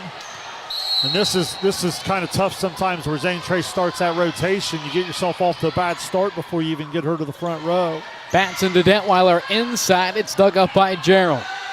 Now Houston near side, able to get the kill. Emma Houston had a great night in her own right as she brings the Pioneers to back within 3. Yeah, after a slow start, all of a sudden up to 7 kills here.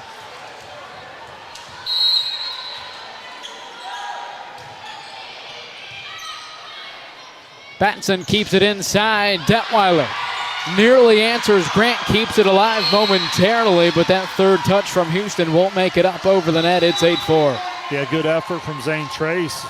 Again, Grant from the defensive effort in terms of the Unioto attack's been pretty good at keeping the ball off the floor tonight. Let's see if they can come up with a serve receive here. Near side, Houston. She'll roll it over to Unioto. Bats it on the second touch. She's blocked. That was Emma Houston. What a play from the 6'3 senior. Yeah, good job of Zane Trace recognizing that the setter is live. And when she goes up on that jump set, Dewey, you have no choice but to go with her. And Emma does a good job there and delivers the block. The junior Macy Oates serves it away for Zane Trace. Bats into Anderson on the outside. She sends it into the net. Zane Trace now back within 2 as they begin to crawl back into this one.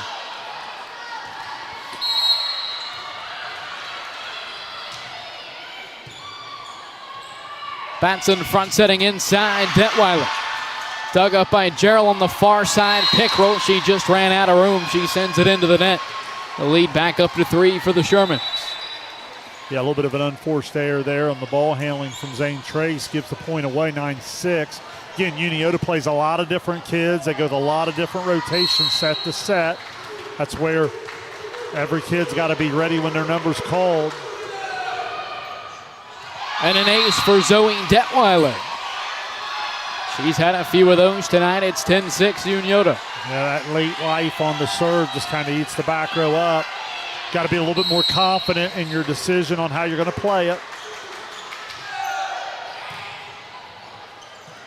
Gerald sets it up. Pickrell near side. She'll roll it back over to Unioto. Set from Detweiler. Anderson over on the free ball. Pioneers down the attack. With Houston, here's Batson to Dennis inside. Just past that back line. It's 10-7. Yeah, didn't transition off the net quite well enough and almost athletically got away with it, but as a result, sails just a whisker long. Barrows at the line for the Pioneers. Batson to Dennis on the outside, able to get the kill.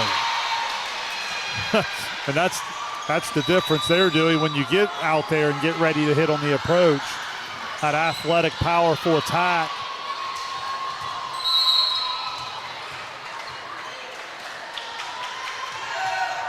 Batson serve, clips the top of the tape. Pioneers there for it. They get it over on the second touch. Now a free ball over by Anderson. An overpass from the Pioneers and an attacking error for Dennis. Yeah, right idea. I like the aggressiveness. Just tried to maybe do a little too much with it. And an ace from the service line for Carly Snavely. The Pioneers back within 2 once again.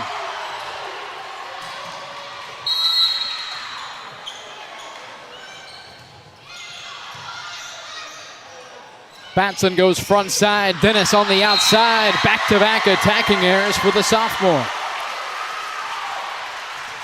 I believe it was 10-6, now 11-10. Zane Trace has cut the deficit down to 1. Give Zane Trace a lot of credit. They've been able to stick with it. Batson front setting Watson. Grant with the dig. Now Snavely to Hill near side. Just past that back line. It's 12-10. Just missed it. Had a great opportunity. There's a great play from Grant to keep the play alive. And Hill with the aggressive swing and just a little long.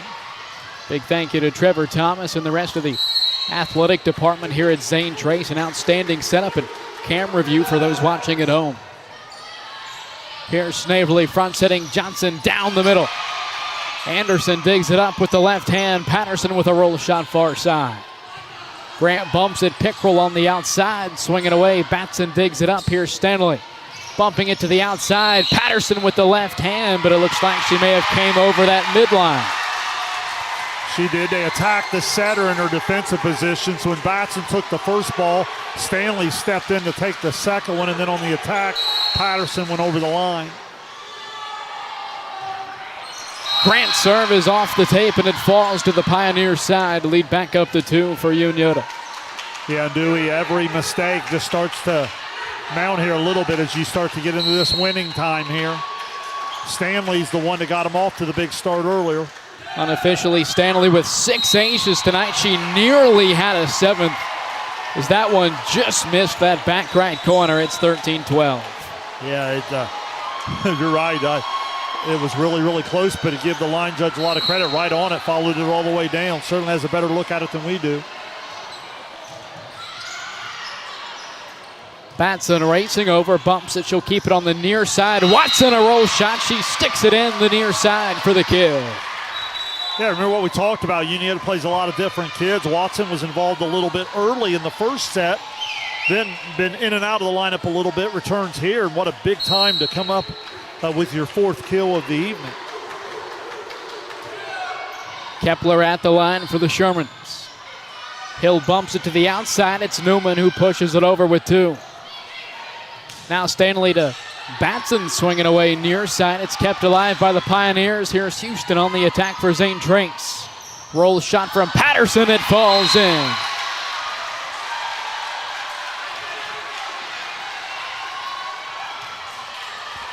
Remember, it was Kepler last set that had come in and sparked him a little bit here. Now serving up 15-12. Snavely sets it up. Houston near side. Kepler to Detweiler, far side. It's a roll shot from Patterson. Pioneers on the attack. Johnson inside for the kill.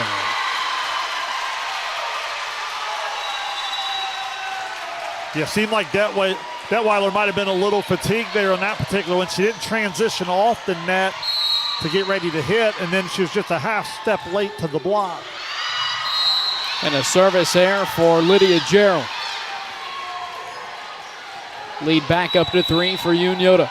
And again, Zane Trace comes in serving 94% on the year. Not characteristic of them to be this loose in the service game, but it's really cost them here in this fourth set. Gerald sets it up. Snavely inside for the kill. Nice set from Gerald. Took her off to the 10-foot line there a little bit. I liked how she pushed the ball out in front to her go-to hitter to give Snavely a great swing. Macy Oates back into the match. We saw her earlier on. She'll be at the service line for Zane Trace. Batson goes backside. Detweiler blocked by Houston. Now Batson to the outside. Anderson on the far side. It's kept alive by Zane Trace. Roll shot from Houston. It's dug up by Stanley. Batson bumps it to the far side for Anderson, who pushes it over with two. Pioneers now with Houston. She gets the kill.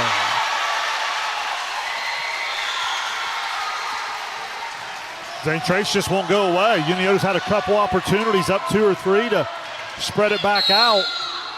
Zane Trace continues to stick with it. Batson keeps it inside. Detweiler streaking in. She gets the kill. Like the quick action in the middle. Zane Trace's block has been really good throughout the evening.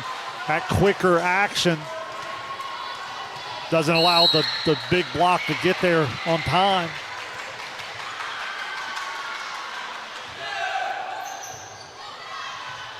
Bump set from Pickrell to beat Snavely to push it over with two. Batson to Dennis, down the middle for the kill.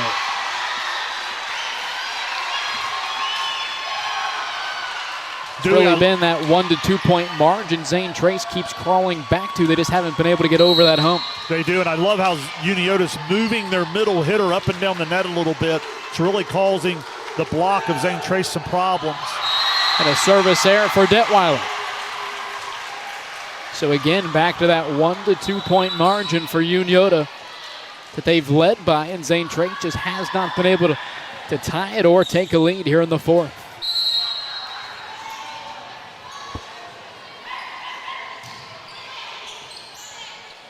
Batson goes backside. Anderson near side with two hands. She nearly stuck it in. Nobody home for that second touch. So it was dug up by Barrows. Nobody was there to set. And it's 19-16 here in the fourth. Unioto leading. Yeah, a lot of traffic, poor communication. Again, serve receive not perfectly on target, but certainly shouldn't result in the ball hitting the floor. And the overpass from Snavely lands out of bounds. It's 20-16. You got to figure another timeout's coming, and it is. Coach Ashton Ward uses it. Down 20-16 here in the fourth set. And again, every time they get close, either the serve on the one side or the serve receive on the other seems to be the bugaboo. if you're Unioto here, let's see if you can close it out. You're going to have Batson on the line, which means she'll be coming out of the back row, Dewey, to set. So you're going to have 3 Unioto kids available on the attack. Let's see if they can utilize the serve. If not for an ace, maybe a weaker Zane Trace attack, and let's see if Unioto can come back at him. If you're Zane Trace, everything starts at the serve receive. You have some ability at the net, but the inability to pass the ball on target tonight really cost you. So out of the timeout, the first for Zane Trace here in the 4th set.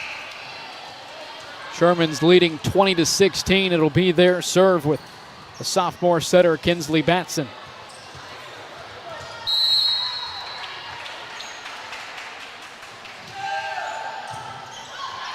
Overpass, spiked down by Dennis. Pioneers keep it alive, a free ball from Hill. Batson to Dennis, down the middle, blocked inside. Carly Snavely defensively with another play for Zane Trace. What a big-time play from Snavely here. I thought Dennis had an opportunity there on the overpass earlier, maybe lost her aggressiveness a little bit. Batson front setting to Dennis on the outside, swinging away. It's Hill on the dig. Now she'll have the attack near side. Blocked by Dennis, back to the Pioneers. Hill another opportunity. It's clipped, but kept on the floor by Unioto. Now Grant near side, right back to Hill. It's dug up by Stanley in the back row. Batson backside to Watson. Pioneers now on the attack. As Hill gets it over on the free ball, Stanley bumps it to Anderson and a free ball for Unioto. Snavely to Johnson inside, and an attacking error for the senior. Yeah, both teams had trouble getting on the attack there. They having trouble transitioning off the net. Patterson will turn to play the front row. Anderson back to serve. She's been playing all the way around in this 4th set. And the service there that just missed to the back line for Libby Anderson. That's a 97% server. That's only her 6th error of the year. Notice I didn't say that beforehand, so you can't blame me. Batson sets it up. Dennis streaking in and gets the kill. Danger time for the Pioneers. It's 22-18. They trail by 4. Dewey, again, something that separates Unioto from so many teams in our listening area. It's Detweiler and Dennis opposite of each other, so you always have a big-time go-to. Snavely goes backside. Hill able to tool the block and get the kill.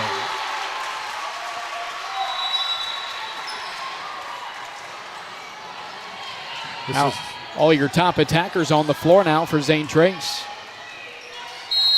Yeah, this is go time here if you're Zane Trace. Overpass from the Shermans off of the Hill serve. Snavely goes to Houston near side. Looks like they didn't have a block. It just caught the tape. 4 touches for the Pioneers. It's 23-19. Let's see here if Zane Trace could score here inside out to get back within 3. That should bring Snavely back to the front row. Big point here. Kepler serves it away for Unioto and gets the ace. Match point coming up for the Shermans here in the 4th. They lead by 5.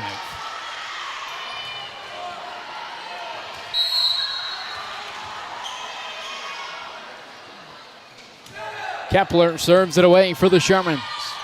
Snavely comes near side. Houston is blocked. Detweiler wins it for the Shermans. Big time play at the net from Detweiler, and give Unioto a lot of credit. Their service game really took the match over at different times, and they continue to push towards that top seed on the Division III side. Going to be a really, really tough out for whoever they run into. 25-19 the final. In set 4, Unioto takes it in 4. And they advance on to 17-3 on the season, 10-2 in the SVC. They at least have a chance heading into the last week of the season. They obviously need some help from the rest of Adina's schedule that comes next week. We'll take a break. You're watching Ohio High School Volleyball on Southern Ohio Sports Authority, presented by Ohio.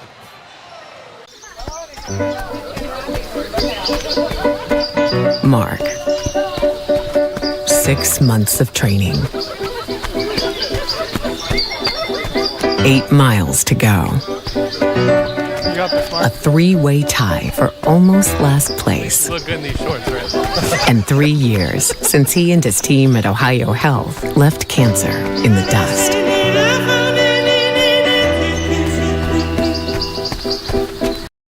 This broadcast is brought to you in part by Willie & Son Trucking. Willie & Son Trucking has been a proud supporter of local student athletes, coaches, and athletic programs throughout its history. Be sure to look out for the Shack Athlete of the Week presented by Willie & Son Trucking each week at sosaohio.com. At Chillicothe Comfort Heating and Air, your comfort is our priority year-round. Whether it's blazing hot or freezing cold, we've got your back with fast, reliable service you can trust. Locally owned, honest, and done right the first time. We have financing options available for every budget as well as 60 months 0% interest. Call us today and feel the difference that comfort makes.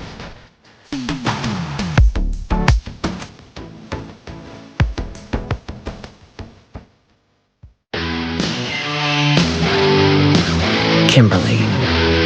Tons of practice. 1 chop away from a black belt. 7 of the best sidekicks. And 5 years since her cancer diagnosis at Ohio Health.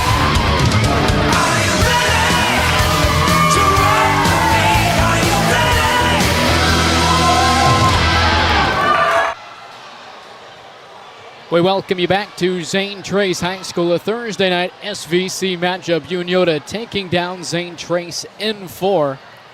Although much more competitive than that first meeting. Obviously, Unioto took it in 3. Zane Trace, after a slow start in the first, really kicked it up a notch in those second and third sets. Even the fourth set, we saw some sparks, but it was ultimately Unioto to take away the win and advance to 10-2 in conference play on the year.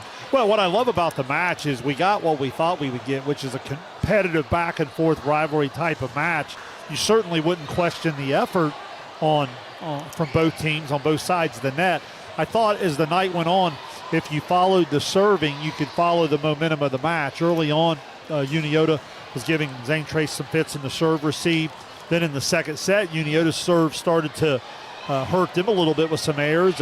Zane Trace, I thought, was really able to slow them down when their size got involved. Zane Trace, one of the better blocking teams in our area, really started to let their presence be known at the net. I thought that helped their back row play a little bit as well, and Zane Trace was able to even the match up. But as you got into the third set, it looked like Zane Trace was in great position to maybe go out to 2-1 advantage. That was the one time in the night where they finally got Carly Snavely going.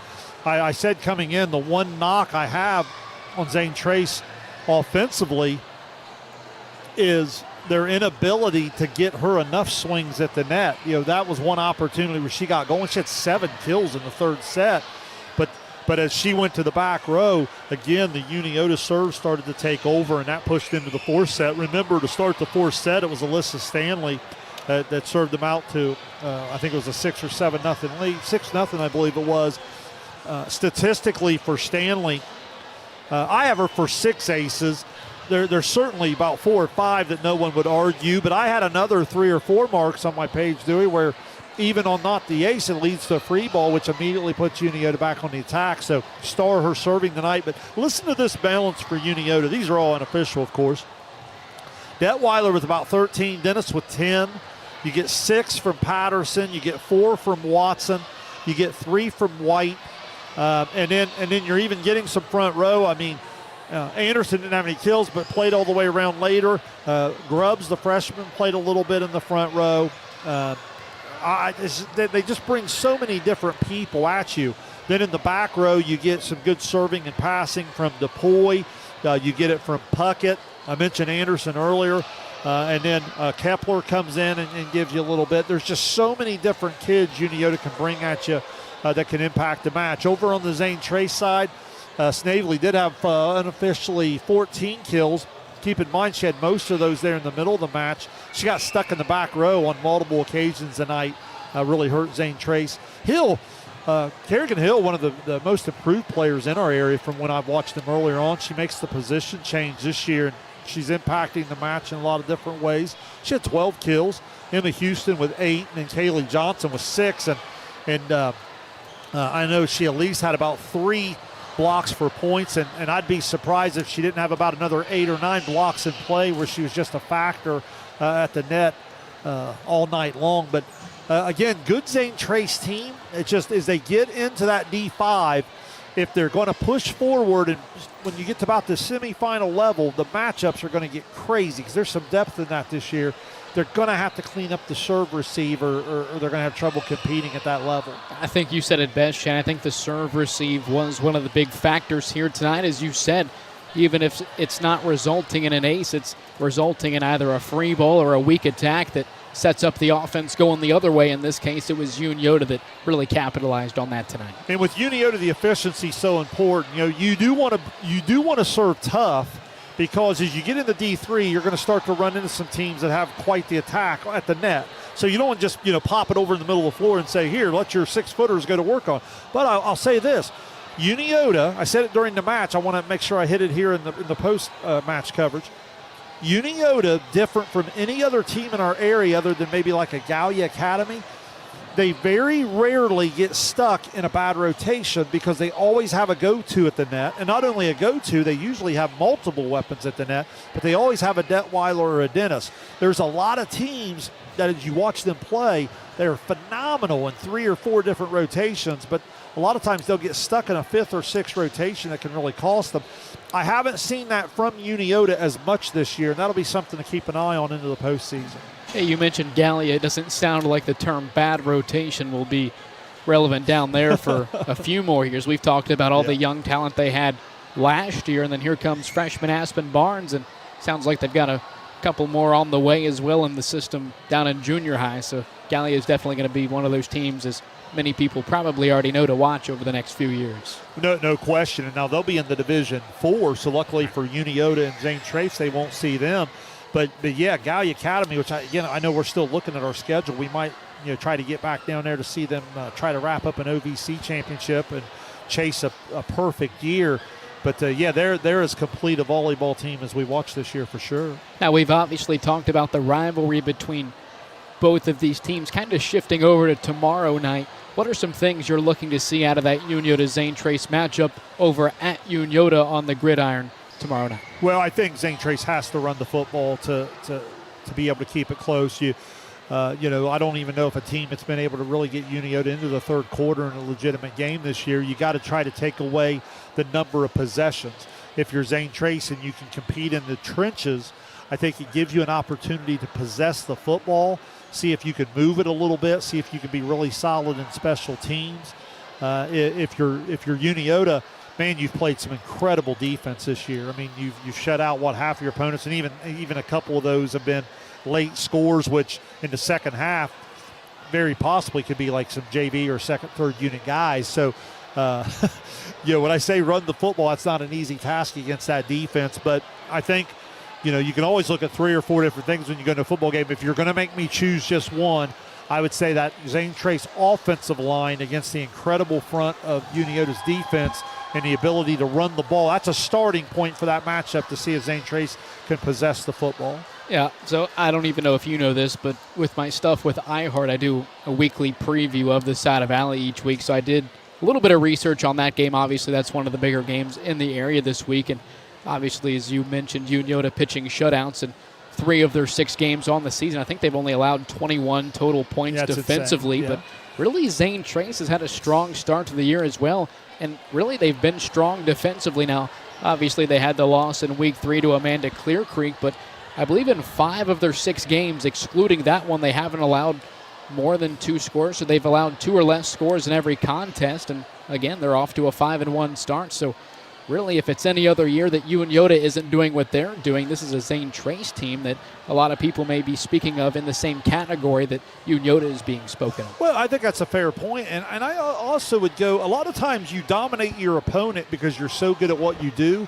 Sometimes when you get into some of your better teams, that's when you start to see the depth of the team. Don't be surprised tomorrow night if both teams strike gold in the passing game a little bit too, because I think there's more capability with the level of athletes you're talking about with Coy and the receivers he's thrown to, McCall is obviously a winner, a great competitor on the Zane Trace side. So don't be surprised if you see some teams look to take early shots to loosen that box. And again, for those still tuning in tonight, Shane Combs and Carson Francis will have that one pregame, probably going to start around 6:40, 6:45 tomorrow night. Big rivalry game in Week 7, Unioto and Zane Trace. But for tonight, that'll wrap it up. Again, the final week of conference play next week for both of these teams. Unioto has the weekend off. They're home against Huntington Tuesday at Westfall. That'll be obviously one to watch, especially on the road. That's the Dome has really had a reputation of not being the most easy place to play. I'm not sure how that carries over into volleyball, but certainly basketball, a tough place to play. And Unioto and Westfall went 5 their first meeting at Unioto. Now for Zane Trace, they're at Jackson Monday, and to wrap up league play at Southeastern, then home against Huntington on Thursday. Yeah, obviously you're going to get more than prepared in the SVCs. You come up, we're coming up on the tournament draw this week, and it'll be interesting to see the brackets. And you want to stay healthy. You want to find rhythm. You would like to find your rotation, a little bit more consistency, see where you need to clean things up. But as you get late in the year, sometimes you are who you are. It's just a matter of cleaning a couple things up. And if you're Unioto, I would say it's probably just finding a little bit more consistency in your rotation, which I think can help your efficiency a little bit. And if you're Zane Trace, I would say it's on the serve-receive side, because if you keep the ball in play, you certainly can compete at the net against just about anybody. All righty, well, that'll wrap things up for us here tonight. The Shermans take the season series over Zane Trace, defeating the Pioneers in 4 in tonight's conference matchup. For Shane Combs, I'm Dewey Daly saying so long from Zane Trace High School. You've been watching Ohio High School Volleyball on Southern Ohio Sports Authority, presented by Ohio Health.